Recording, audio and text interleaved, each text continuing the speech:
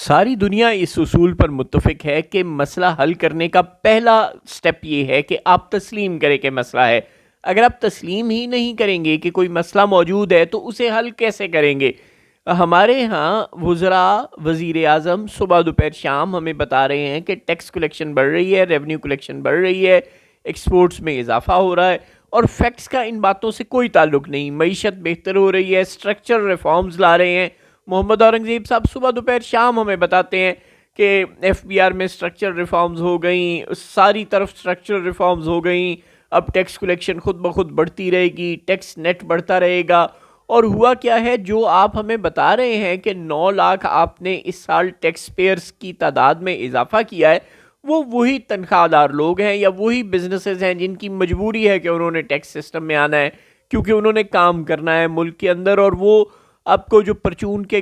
دکاندار یا جن نئے ملازمین کو آپ نے رجسٹر کیا ہے ٹیکس نیٹ میں، جن کی ٹیکس تنخواہ تھوڑی سی بڑھ گئی تو وہ مجبور ہو گئے کہ اب وہ ٹیکس پیئر بنے، یا ان کو ان کی دفاتر میں نوکری کی وجہ سے کسی مجبوری کی طرح وجہ سے ٹیکس پیئر بننا پڑا، تو وہ ہے تو وہی سیلریڈ کلاس یا وہی کی وہی بزنس کمیونٹی جو کہ رجسٹرڈ کام کرتے ہیں، اور اتنا اضافہ ہر سال ہو جایا کرتا ہے۔ یہ ہونے والے اضافے نے دیا کیا ہے؟ یہ جو 9 لاکھ نئے ٹیکس پیئر آپ بتا رہے ہیں کہ بنے ہیں، انہوں نے کوئی 50 لاکھ روپیہ بھی ٹیکس نہیں دیا، اور وہی پرانا جو بزنس کمیونٹی ہے جو پہلے سے رجسٹرڈ ہے بقول ڈاکٹر گوہر اعجاز کے، جو کہ ہم سب جانتے ہیں کہ اسٹیبلشمنٹ کے کتنے قریب ہیں، اور ان کی جانب سے لگنے والی چارج شیٹ ظاہر ہے کہ ایک طرح سے اسٹیبلشمنٹ کی طرف سے لگنے والی چارج شیٹ ہے، یعنی کہ اسٹیبلشمنٹ کو بہت اچھی طرح سے پتا ہے کہ حکومت اکنامک فرنٹ پر مکمل طور پر ناکام ہے۔ گوہر اعجاز صاحب بتا رہے ہیں، وہی گوہر اعجاز جو وزیر داخلہ اور وزیر تجارت رہے ہیں کیئر ٹیکر دور میں، کہ تقریباً 2.28 ٹریلین کا ٹیکس دے رہی تھی بزنس کمیونٹی پاکستان میں 2022 میں، اور اب وہی بزنس کمیونٹی تقریباً 5.56 ٹریلین کا ٹیکس دے رہی ہے 2025 میں، یعنی 3 سالوں میں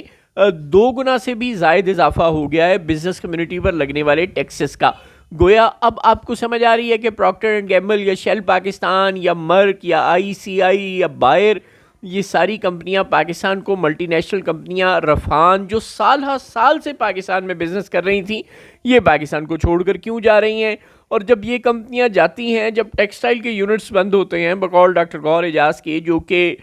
پاکستان ٹیکسٹائل مینوفیکچررز ایسوسی ایشن کے سربراہ بھی ہیں، کہ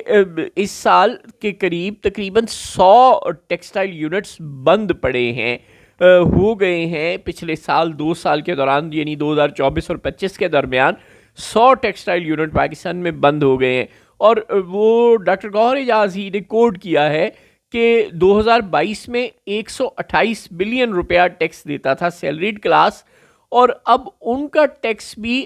ڈبل سے بھی زائد تقریباً 500 کچھ بلین پر پہنچ چکا ہے۔ سیلریڈ کلاس کا ٹیکس بھی 3 سالوں کے اندر، یعنی 3 گنا بڑھ گیا ہے سیلریڈ کلاس کا ٹیکس، اور تقریباً 2.5 گنا بڑھ گیا ہے بزنس کمیونٹی پر ٹیکس۔ اور کوئی نئے لوگ اس ٹیکس نیٹ میں شامل نہیں ہو رہے، جن کو آپ بتا رہے ہیں کہ وہ نئے شامل ہوئے ہیں، وہ ہیں جن کی تنخواہ تھوڑی سی بڑھ گئی اور وہ اب ٹیکس ناگزیر دینے والی سلیب میں آ گئے، اور انہوں نے، کسی نے 1000 روپیہ، کسی نے 500 روپیہ ٹیکس دے دیا، یا وہ پرچون کے دکاندار ہیں جنہیں آپ نے بلیک میل کر کے زبردستی انہیں ٹیکس نیٹ میں لانے کی بات کی، اور انہوں نے کوئی 200-400-500 روپیہ ٹیکس دے دیا۔ یوں یہ نئے ٹیکس پیئرز نے کچھ نہیں دیا، ان کی وجہ سے کچھ بہتر نہیں ہوا، ایف بی آر میں کوئی ریفارمز نہیں آئیں۔ جو آپ نے کاغذ، جو ٹیکس ریٹرن کا فارم سمپل کیا بھی ہے، نوئنگ دا فیکٹ کہ پاکستان میں 60% جاہل بستے ہیں، اور پاکستان میں جو چھوٹا دکاندار ہے اس کی ایک